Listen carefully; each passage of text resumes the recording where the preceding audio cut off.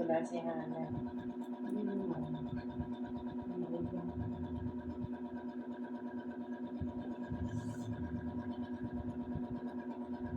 Ano naman ang sabi ni Kuya mo? Nung sinabi nila na magbubuhod na ito. Wala siya na kuya nung pinag-usapan. Nung nandyan, wala naman. Wala na sa... Wala na akong alam. Tulog na ako nun. Kasing ka na. Malamang. Malamang. Naglit lang ako nun eh. Nung dumating sila kuya. Tulog na ako. Malamang pinag-usapan nila, wala ka ng alam. Sila na Malamang yun. Malamang ito, wala naman na itong maiintindihan. Nag-usap-usap na sila. Sila lang magkakaintindihan nun. Mga kaututan dila nila. Kung bago ako dyan, may hirapan ko si Rombay. Kasi hindi siya nagsasabi kung ano talaga laging namumula si Rombay. Balik-basa, pinaka-gusto niya lang na sabihin niya, hindi namumula. Wala ko si Kuya mo.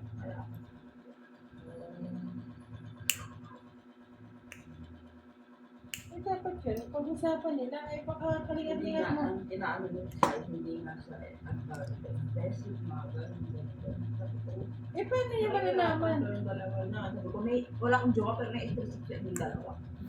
Paano? Hindi. Kahit sino. Kailangan pag-usapan nila kung anong gusto mo at ang gusto ng bawat isa. Kasi hindi sila magkakaintindihan yan. Ang gusto niya siya, pag kinasal sila, silang dalawa lang. Siguro wala kayo na, wala akong may business kayo. Walang magulang? Ito na, sila dalawa lang. Walang blessing ang magulang? O balance? Para siguro walang gastos. Baka mag-secret ano lang sila. Secret merit? Oh, yung sila lang. Walang magulang. Baka iniisip nila wala sila sayang yung gastos. Pwede naman kahit nanay at tatay niya lang. Di, tayo Oo, dalawa lang. sila Oo. lang. Hindi naman pwedeng walang witness. Mongoloid ba sila? Kumuha sila ng sarili nilang ano. Ay naku, ewan ko sa kanila. Ewan ko. Silang gusto simbahan. Huwag na sila magsimbahan, tapos kalingat-ingat, maghihiwalay din. Hila na nila ako. Huwag na magkasal Huwag na nga lang sila ikasal. kasi Kasi maghihiwalay din. para pag hindi kayo nagkasundo, madaling Hiwalay. Oo. Pagkasal kasi, hindi na uso yung kasal-kasal. Kasi Kaya, no, iba na ang panahon. Kasi hindi nyo pa makikilala yung isa't isa pag hindi kayo magkasama kasi. Lagi silang magkasama nga. Hindi naman magkaintindihan dahil sa ugali ng babae. Yung kapatid mo, meron ding ugali na, di ba? Para silang pitunan. Oo. Ewan ko sa kanila, Lord, sana magtagal ang relasyon nila. Kinasal na nagsama na ng talagang. Alam mo, doon nila malalaman kung paano ang buhay. Tinan mo yan. Naku, not my word. Huwag lang silang maghiwalay talaga. Pag nagsama na yan, yung dalawa lang sila, na doon nila malalaman na, patulad yan, si Shai maarte sa pagkain. Halos si Rom, minsan siya na nagluluto, kulang na lang subukan niya. Tapos may times na hindi mo pa maintindihan ang ugali. Ay, baka hindi tumagal, mapagod si Rom-Rom, umayaw. Kaya huwag na sila magpakasal. Sayang ang... Gusto ng babae, 28 years old, dapat siya po. next year na yun, 28 years old. 2 years. Wala sila. Gusto nila, huwag na rin sila magpakita sa akin. Tambo na nila. Hindi. Tama lang yun. Parang pareho lang naman sila. Ayaw ka naman mabuti na wala sila. Pag-init ng halika, hindi lang gawa sa'yo. Napipikon kasi ako sa mga sistema nila sa buhay. Hindi sila magkaintindihan. Hindi ba sila kasal niya na? Paano ba tayo kinasal na? Hindi ganun kadali ang buhay. Sa umpisa lang, masarap, masaya. Pag napagod na kayong dalawa, ewan ko lang po, baka lipad dito, lipad dito, ng mga kaldero niyo. Ay, naku, hindi ganun kadali ang buhay. Tandaan talaga yung mag-asawa sa ganun. Sa kanila na lang yan kung magtatagal sila. Sila pa rin ang mag-aan. Hmm. Basta ang hinihingi ko lang, huwag niyo muna tayong bitawan sa obligasyon sa bahay. Hanggat wala tayong talagang mapagpunan. Bangko ba yung bahay nyo? Hindi. Pag-ibig. At saka isa pa pangalan niya yan eh. Pangalan ng bunso ko eh. Pagka Ah. pinabayaan niya yan, sayang yan. Huwag niyang pabayaan yan na hindi mabayaran. Sayang naman.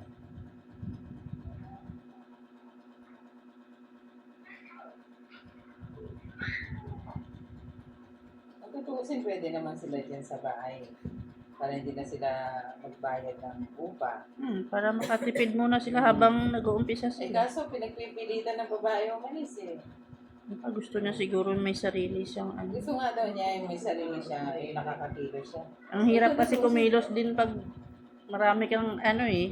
Hindi, kami lang naman eh. Kung gusto niya ayusin, welcome siya, ayusin niya. Basta sa tingin niya maganda. Ayusin niya. Kasi parang araw sila rin naman ang mga niya. Pero kung sa tingin niya na di bala sila, na kaya nila na magbukod, di sige. Para makaso sa amin. Basta huwag niya lang kami muna pasabitawan. Wala lang na kailangan muna namin siya yung bayad ng bahay. Kami nga ni Hani, nag-TVS na hindi nag-aircon. Pag nandyan sila, naka-aircon todo. Alam, bayad ng kuryente eh. Kaya nga. Kaya hindi nga ako nagre-reklamo dahil sila rin naman magbayad ng kuryente. Basta sabi ko nga sa'yo, huwag lang niya muna tayo bitawan sa bahay. Huwag niya muna iasa sa kapatid ng isa. Dahil baka ikatira niya, nagpapadala naman si Jamaica.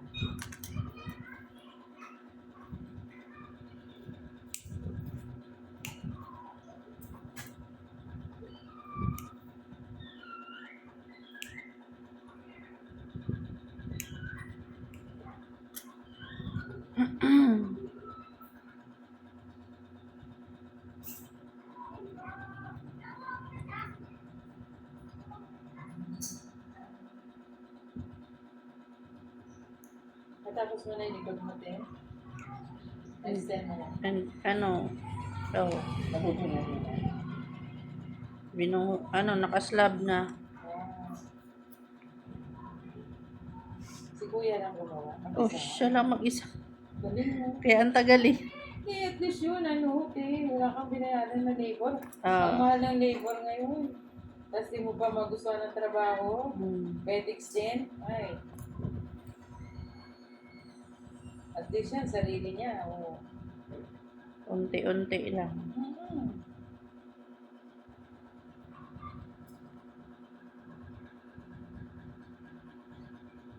Marunong siya magpalit ng ng gripo sa bahay ko. Marunong naman. Bakit? Kasi yung gripo namin sa banyo, tumutulo.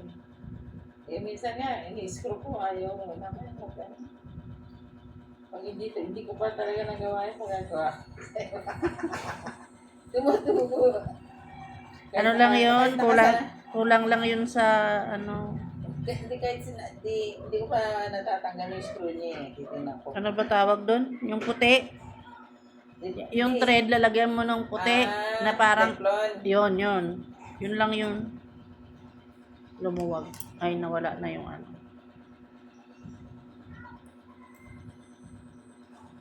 Sa mismong gripo tumutulo. Ay, teflon lang yun.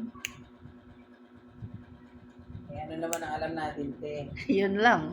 Kaya nga sabi ko, kung di ko kayang anuhin, maubliga talaga akong ipagawa ito sa ano. Eh dito naman kasi ang mga laman kasi, yun lang ang gagawin ni magkano na. Kaya,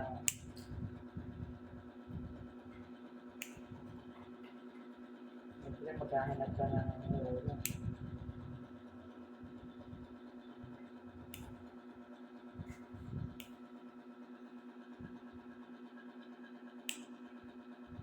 Mga karpintero dito, ano eh.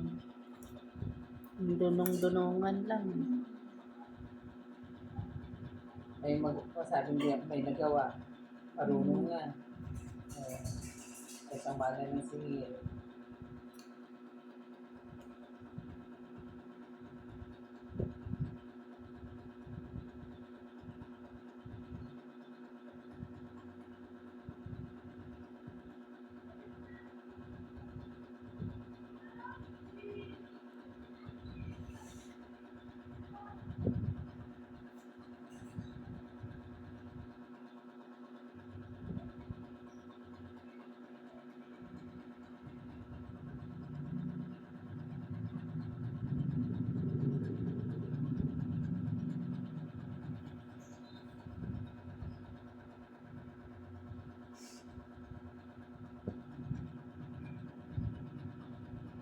Saan ka nagpapahasa?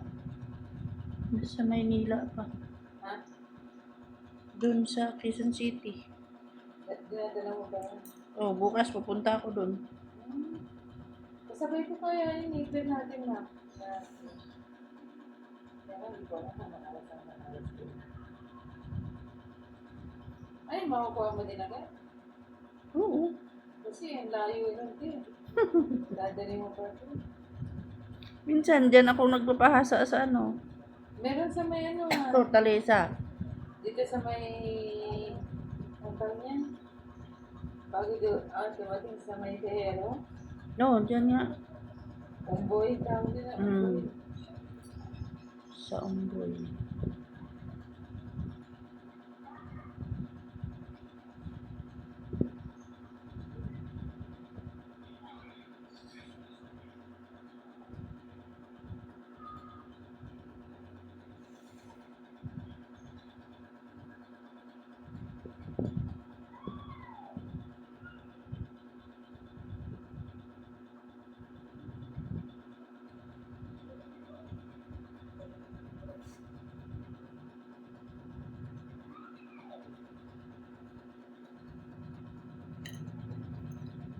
Yan naman ako din.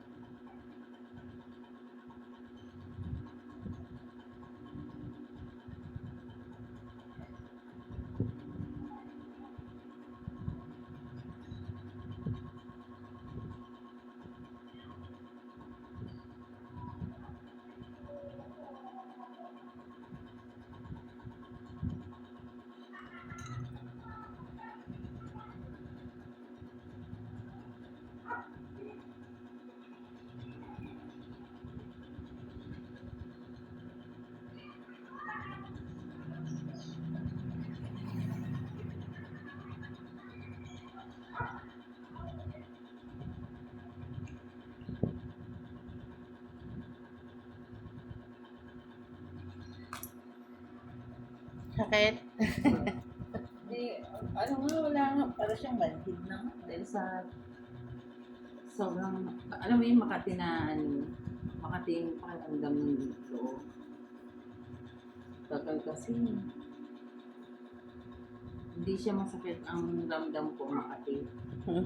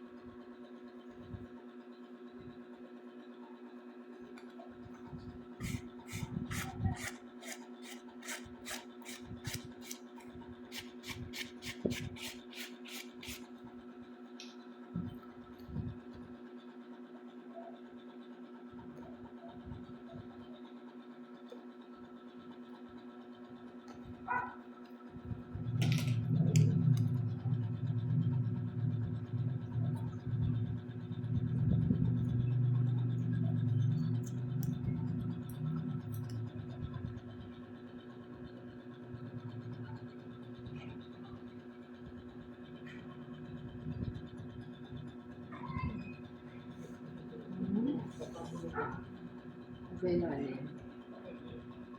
Ano kaya nangyari dun sa dalawang batuta na nasa garahe? Yung aso ng kapitbahay namin. Pag nakakalabas sa bahay ang punta kasi alam nila may pagkain. Kawawa naman. Nakalabas na naman yung dalawa, hindi ko alam yung isa. Dala ako ang mag-isa. Kawawa naman. Bakit hindi nila hindi nila pinapakain? Hindi nila iniwanan ng pagkain. Parang Shih Tzu, kawawa naman. Ewan ko, buti natitiis nila. Pero umuwi pa sila dyan. Ewan ko ba doon? Minsan umuwi sila. Pasensya kung pasensya Isang mo. araw, Thank wala. you. Ibang bit, wala. Ay, grabe naman. Buti. Naiyak sila. Ba't pag sila nag-alaga ng Yung ano? kinuha nila yung magandang Shih Tzu lang, dalawang pangit iniwan nila. Kinalbo ko kasi. Kinalbo niya dahil nga nagdikit-dikit yung balahibo. Tapos ang papayat na. Kasi hindi nga namin, nakakakain. pinapakain namin. Pagka pinapakain, iniiwanan lang nila, alam nilang may kukuha. Diba? Napakawalang yan. Nag-aalaga. Ano yun, nagre-rent lang sila dyan? Hindi. Ewan ko doon kung sa kanila may bahay. Alam mo yung bahay ni Ate Beth?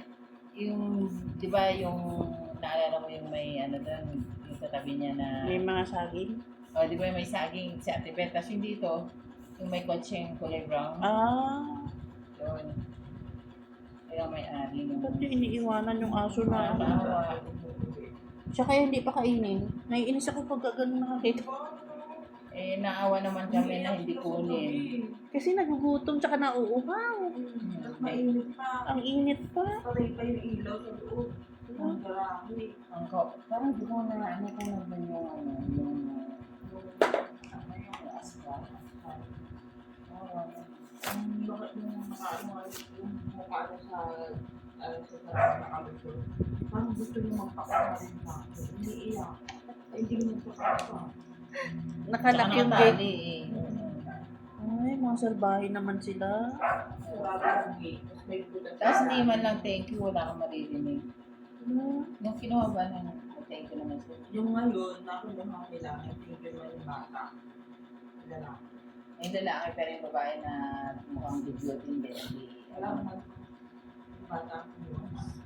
Oo, ano mga... Pinaliguan ko na yan na Ah, nakaligo ko pa lang. Inuha naman sa gabi. Mm. Naligo na pala yun doon. Alam mo ba, kanina pag